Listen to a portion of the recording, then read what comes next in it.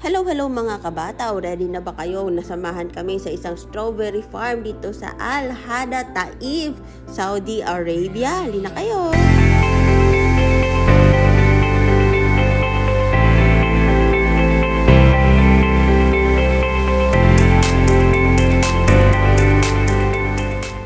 Heto na nga mga kabataw at gumala kami dito sa isang actually farm talaga siya, hindi lang siya strawberry, kaya ganyan yung mga aurahan natin.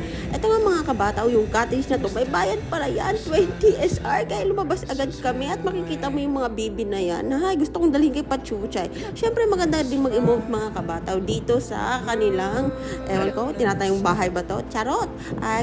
At dahil nga mainit kabataw, ay kailangan nating sumilong muna, hindi kaya ng powers ko. At ito na nga ang moment of truth mga kabataw, ang magpitas ng mga strawberry. Alam nyo ba sa halagang 25 SR ay pwede ka nang makapagpitas ng strawberry. Mapuno mo lang yung basket mo, baso mo, kahit umaapaw na yun, pwede na yun, isupot na lang natin mamaya. Eto na nga mga kabataw, dito yung site na pinagkuhanan namin ng mga strawberries. May mga site dyan na maliliit pa yung strawberries, kaya hindi kami pinagpitas dyan. Ayan. So, moment of truth nga. Punong-puno na yung plastic namin. Sige, mamaya upakan natin dyan. At na-enjoy talaga namin dito yung strawberry farm, mga kabataw. Hindi lang strawberry, meron ding mais.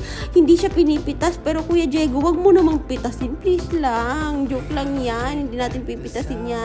Ay, bye mais. Hindi ka pa pwedeng pitasin. Balikan ka na lang namin. Okay. Bukod nga sa mais, mga kabataw, strawberry, meron din sila ditong grapes. Pero hindi pa nga talaga fully developed yung lugar na to. Kaya siguro medyo mura lang yung entrance dito. Meron din silang, ayun, mga honeys, mga pukyutan. So, ano pang hinihintay nyo mga kabataw at magbisita na dito sa Al Hada Strawberry Farm. Let's dig in na at salamat sa panonood!